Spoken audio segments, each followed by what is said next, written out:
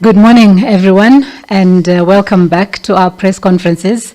We are coming to you from the African Union headquarters, and that is in Addis Ababa in Ethiopia. We come to you every week at this time to give you updates on what is happening with the coronavirus pandemic on our beloved continent of Africa. But we also take you to other places to show you what's happening around the world and also give you other very important updates on the pandemic itself. And joining me today is Dr. John Nkengasong, the director of the Africa CDC. And the way that we will run our press briefing is, as usual, he gives you a briefing, and then we go into a Q&A session. And I will be giving you the details on how you can ask your questions, but the most obvious one is that you can write your name and number in the chat column, and then we will acknowledge you to ask your question. We do have a WhatsApp number that we regularly use, and I will be coming back to you with that one after the briefing by Dr. John. It's over to you. Thank you, Wayne, and welcome, colleagues, to this week's press conference. As always, we like to sincerely appreciate what the media is doing. I mean, very important work that we continue to do with the media. And this week, I would start, first of all, with some highlights and then of the week, and then go into the usual analysis of the epidemiological situation and some of the things that Africa CDC is doing. So first of all, I would like to announce that the African Union Commission and Africa CDC will be hosting a 2 days virtual conference on COVID vaccine development and access next week, next Wednesday and Thursday, precisely June 24th and 25th. So the overall goal of this important virtual conference is to help us think through and agree as a continent on what will be a framework for Africa's leadership role in contributing to the development of COVID-19 vaccines and also issues related to access. So in case there's a vaccine that is available, a COVID-19 vaccine that is available, how do we as a continent position ourselves to be to not be left behind? I think that is very important. We also will be discussing the role of the media and what the media should be doing, could be doing, working with us to make sure that the right messaging are transmitted around COVID vaccine 19 access and development. And then, of course, lastly, what are the barriers to access that we should be thinking of now and in anticipation of a potential vaccine? I think that is one major thing we'd like to highlight. The meeting will be chaired by His Excellency, the Chairperson of the African Union Commission, Musa Faki Mohamed, and Dr. Tedros, the Director General of WHO in Geneva, Dr. Vera Songwe, the Executive Secretary of UNICA, Commissioner Amira Fadi Mohamed, the UNAIDS Executive Director Winnie Bayima, Dr. Moeti, and many others will be on that conference, participating at different levels at the conference next week. So we are really excited with that and looking forward to your full participation. The links are available for registration, and I would strongly urge that the media be actively engaged. Segue to that will be that there will be a special session on media engagement, community and civil society, because we take that very seriously. We know that, as we have discussed many times on this forum, that media participation to inform the community, engage the community, build that relationship and trust with it, and focus the issues where they ought to be is very critical for us as we discuss vaccines. And all of these, access to vaccines and development is part of our continental joint strategy, which you recall hinges on three things. One is to limit transmission of COVID-19. Second is to limit deaths. And lastly, to limit harm. And harm here is used very broadly to include economic, financial harm, and the harm that may be on other diseases. So I think that is very, very important to highlight. The second thing I would like to highlight from last week is, as you all are aware, the head of states, the Bureau of the Head of States and Government, met last Thursday under the leadership of President Cyril Ramaphosa and launched the platform for commodities, the African platform for medical commodities to fight COVID-19. So I think we are very excited with that. And I believe, if my understanding is correct, President Ramaphosa and the African Union Chair will be having a press conference today at 6 p.m. Addis Ababa time, live, to discuss the platform, because it's a great innovation for our continental response strategy, and we are very proud of that, and especially the partnership with the private sector, specifically Mr. Strive Masiwa, who is the CEO of Econet, who helped develop that. I think that is extremely important information to share with all of you. Let me then transition to the epidemiological situation. As of 9 a.m. East African time today, the global number of cases of COVID-19 have risen to over 8 million in about 200 countries, with unfortunately over 440,000 deaths. On our continent, 54 member states have reported, as of this morning, 267,519 cases. And of these cases, unfortunately, about 7,000 of them have died, and giving a fatality ratio, a case fatality ratio of 2.7%.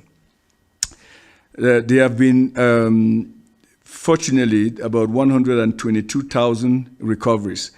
Since the last briefing, that was between 11 and 17 June 2020, there have been about a 28% increase in the new cases. And if you translate that into actual numbers, it represents about 57,000 new cases compared to last week. So that is an average of about 8,000 new cases reported daily. If you think through this carefully, what we have been discussing here, last week we had around 6,000 new cases, the week before about 5,000 new cases, and this week about 8,000 new cases reported on daily basis there. So we are still on the ascending side of the pandemic curve for the continent. And if you look at that carefully and you begin to tease that out by the different geographic regions of the continent, you see that Northern Africa represents 23% of the cases, and with about, for the new cases, with about 13,000 of those. West Africa represents 17% of these new cases, with about 10,000 of them. And East Africa, 8.2%, 4,700 cases. And Central Africa, 5.9 percent increase, with about 3,300 cases there. So these are all new cases, not the cumulative numbers. Now, if you look at the cumulative numbers over since we started, 5 countries with the highest cumulative number of cases include South Africa with 80,000 cumulative cases, representing 30% of the infections. And then Egypt has 49,000 cases, representing 18% of the cumulative cases. Ghana, 12,500, representing 5%. Algeria, 11,200, representing 4%. Again, let me just repeat, these are cumulative cases. These 5 countries account for 64% of all cases reported on the continent.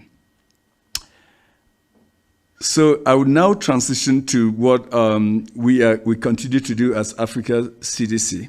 We last week continued to support member states by conducting virtual trainings in the areas of surveillance, and over 210 individuals were trained through that from 41 member states.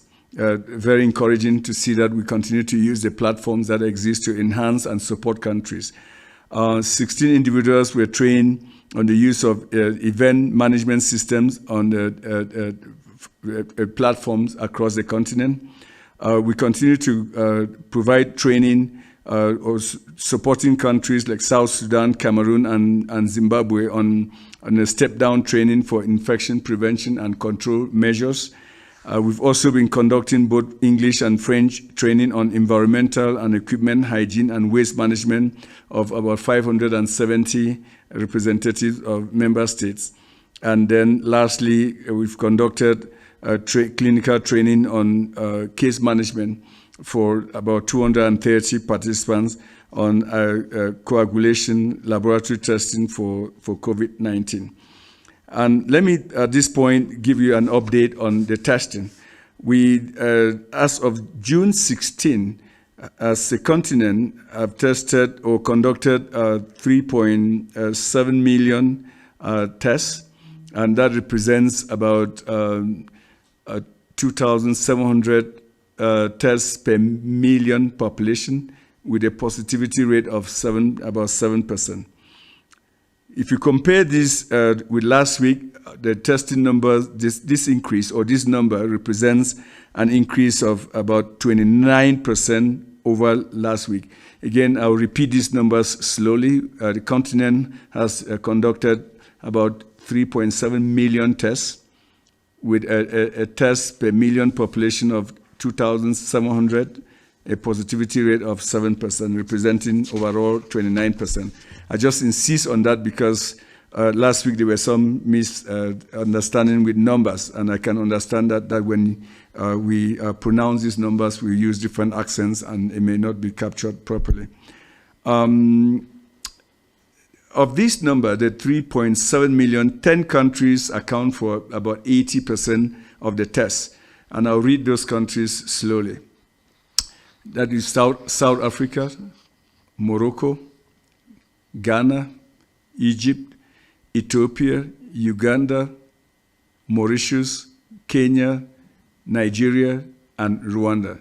They all contribute to about 80% of the testing. So that gives you an overall picture that if you subtract the 10 countries from the 55, so 45 countries are still struggling there. So the overall increase in the number should not mask the challenge that we still have with the testing. So I think that is why our PAC initiative, the Partnership to Accelerate COVID Testing, is extremely important. We keep saying we have to scale this up aggressively and boldly so that we can be ahead of a pandemic there. So I think, and if we do that, we have to intensify that with tracing of the contacts, isolation and quarantine, and of course prepare hospital systems to receive patients that require care. So let me turn it back to you, Wayne, so that we can do the question and answer session. Thank you very much for that brief, which also included some activities that are going on here at the African Union and also by the chair of the African Union, His Excellency Cyril Ramaphosa. Our first question for today comes from Kara Anna, and she's with Associated Press. Kara asks, how equipped are African nations for real-time mortality monitoring? How can you be sure that there aren't far more COVID-19 deaths than are being reported? So, Kara, that's a very good question, and it's a question that we are aware of and is conscious of.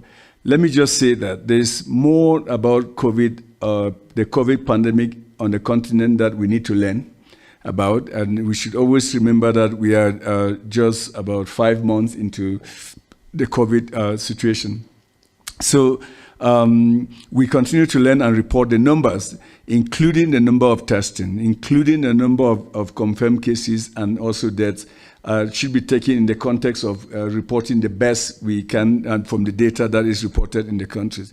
We as CDC are working very, very hard to begin to focus a lot on the mortalities in the hospital and hospitalization, so that we can also know what is going on within each hospital, the hospital settings in the countries, so that we can square the number of confirmed cases versus the burden that is being laid on the healthcare facilities, and begin to have a picture of what is going on. Mortality surveillance in Africa as a whole is weak, and before COVID-19, that was one area of focus for Africa CDC. And with COVID, we expect that we'll continue to press on countries to collect such data and share, because as the pandemic gathers pace on the continent, that will become a very important area of focus for us. Thank you for that. We go to Coletta Wanjohi, and she has two questions. The first one is the Africa CDC in talks with the UK about the vaccine that it says can assist with COVID-19? That's the first one. Then the second one is, we are seeing increased cases of gender-based violence during this COVID-19 period. Is this something that is coming up in your conversations with member states? Two questions from Coletta. So, Coletta, those are very good questions. Let me start with the vaccine. So we have, as I indicated at the start of this conversation, where we will be convening a very important meeting next week, and we hope that all of you on this call today or conversation will take part in. And the goal, as I said, was to lay out a framework with specific goalposts on how we as a continent should be positioning ourselves and having discussions with vaccine manufacturers, but also be thinking of how we can manufacture vaccines ourselves. We have good facilities on the continent that can manufacture vaccines. I mean, yellow fever vaccines are being manufactured in Senegal. We know that there are vaccine manufacturing facilities in Egypt, and I believe in South Africa, and I might be missing other countries there. So it should not only be discussing or a discussion of that the UK should have a vaccine and then give us some, or China. It should be a comprehensive conversation that we'll have next week as to how we should position ourselves with respect to developing vaccines ourselves. Secondly, for countries that are developing vaccines like China, the European community, and the United States, what is our interaction and cooperation with them? If you recall, the basic principle of our continental strategy is that we should enhance cooperation, collaboration, coordination, and communication. So I think we take those very seriously. On the gender-based violence issue, I think, let me just step back here and say that we at Africa CDC and the African Union Commission have always said that as we fight this battle against COVID-19, we should make sure that human rights are at the center of the struggle. And that includes everybody. There is gender violence, the vulnerable community populations, and everyone else. I think, I mean, we were very upfront when the lockdowns were being implemented, and there was violence in the community where the security officers were using excessive force in making sure that countries or populations complied to the lockdown. I think we spoke out very clearly. So there's a discussion going on within the African Union Commission on respect to gender-based violence, which is recognized and has to be addressed in public and also in private. All right, I have just a few notices to give to colleagues who are joining us. The first one is that if you want to talk, you can raise your hand. So press your raise hand icon and we will recognize you. The second is that that WhatsApp number that I promised you earlier, it is +251 945 502 310. +251 945 502-310. May I also encourage those who are watching us on Facebook that if you have a question that you want to put to this press conference, please use that WhatsApp number and we'll be able to respond to your question. We now move on to Sarah, and she's with DevEx. She says, will reporters have full access to the virtual conference next week, or will we only get information from the press conferences? She also asks, where do we register? Is this Sarah? Sarah, yes. Sarah, yes. I believe the links have been publicized, and I see many people in the room nodding their heads. I think we just have to maybe go to our website. Yes. And on our website, you can register. And I also understand that there's a limit to...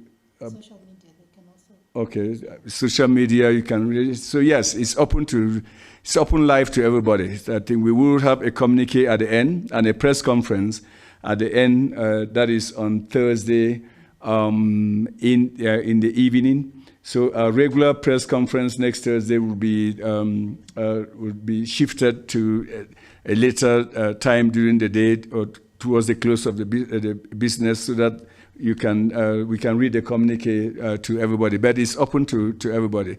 There will actually be a special session with the media engagement and community and civil society, which I strongly encourage that you participate, not just during that session, but the entire session.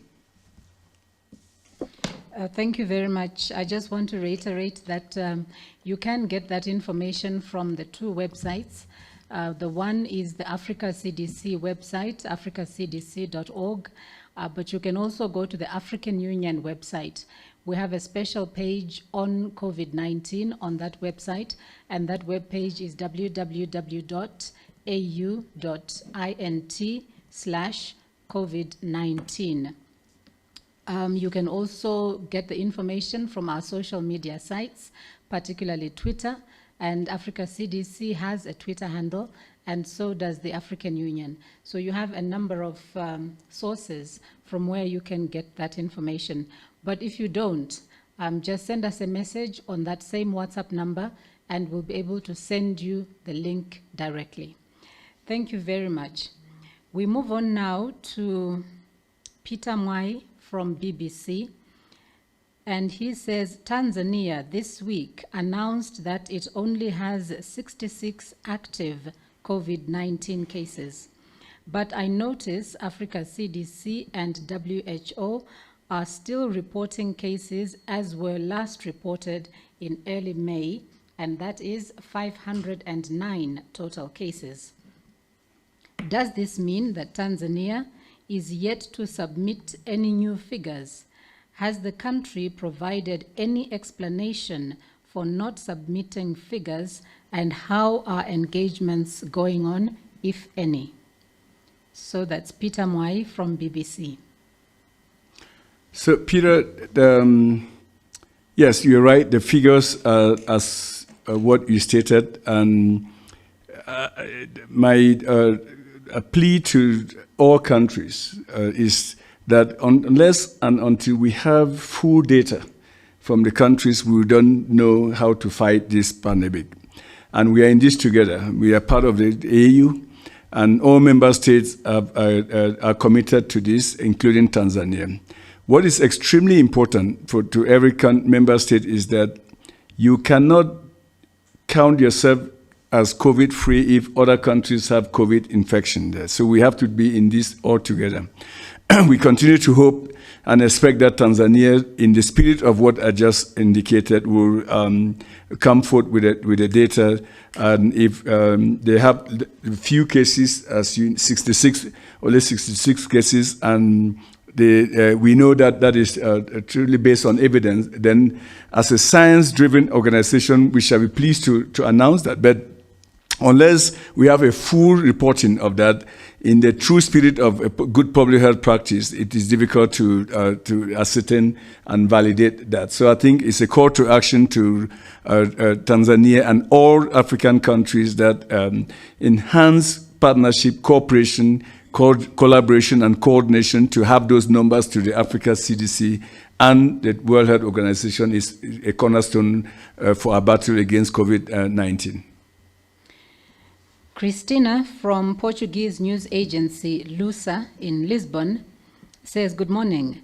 In recent weeks, a growing number of infections have been reported among health workers in countries such as South Africa and Nigeria. There are also records of strikes or announcements of strikes by doctors in several countries in protest at the lack of protective equipment. What is the Africa CDC's assessment of the impact of the pandemic on health workers? What measures are being taken to respond to this problem? What needs to be done to prevent the escalation of the disease among health workers? So she has 3 questions there. Yes, I mean, and very pertinent questions. I've said several times during these conversations, weekly conversations, that the healthcare workers are a cornerstone of our response strategy. And because they are the people that protect us, and we have to protect them as well. And it boils down to one pillar of our technical implementation, which is what we call infection prevention control.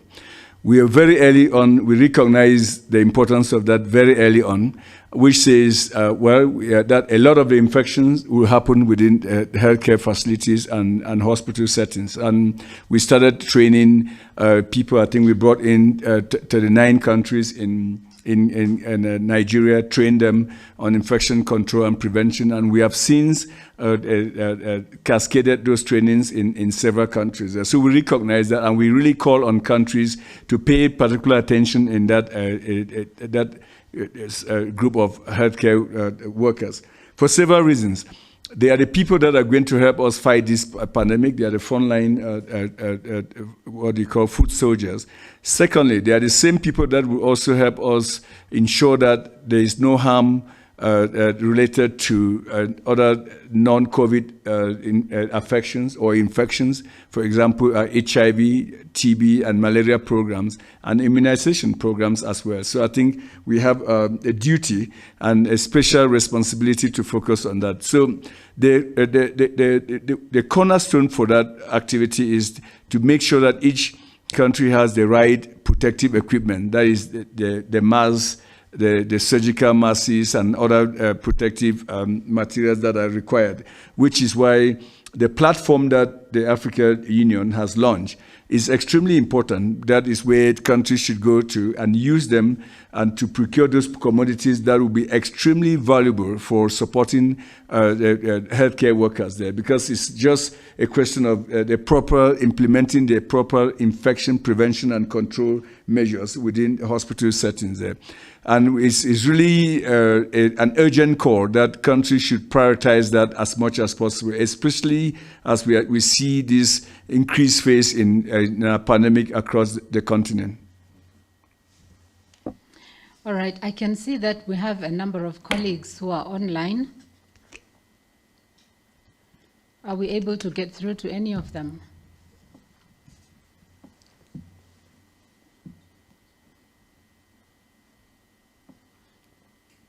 Okay, while we wait for our technical team to sort that one out, let me go to Michael from Tunacheki. And Michael says, hello, this is Michael from Tunacheki. Our question for today is, has the Africa CDC started trials at dexamethasone, which has already been proven to be a life-saving drug? It's a drug that is out there and has been used in treating is an anti-cortisol drug, and it's available. It's in the continent. It costs about $2. And this study was just announced 2 days ago, actually. And it has received a lot of media attention because in any pandemic, anything that will ease or improve the ability to manage patients is welcome. I think we are still to look at the details of the analysis, of the clinical trials, what it was. So this scenario is very important. I would really like to spend some time here a little bit, because One, we are not, it's not a new drug, which means that it has gone through studies previously, studies that relate to safety on the patient. So that is something that is very good. What we are looking for now, it will be then efficacy data.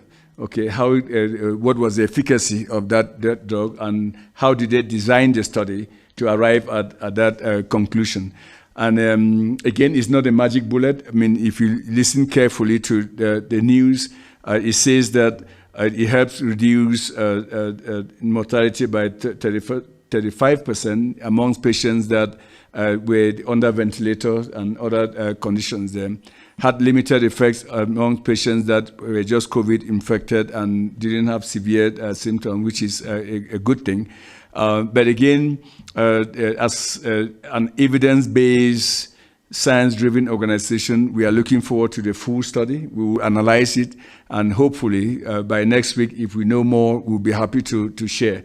But we will celebrate all good news in this fight. I mean, when you go to war, you go to war with what you have, not what you expect. So I think we welcome that news and salute the researchers in the UK at Oxford for the work they have done. Okay, thank you very much. I'm told that no one online has raised their hands to speak.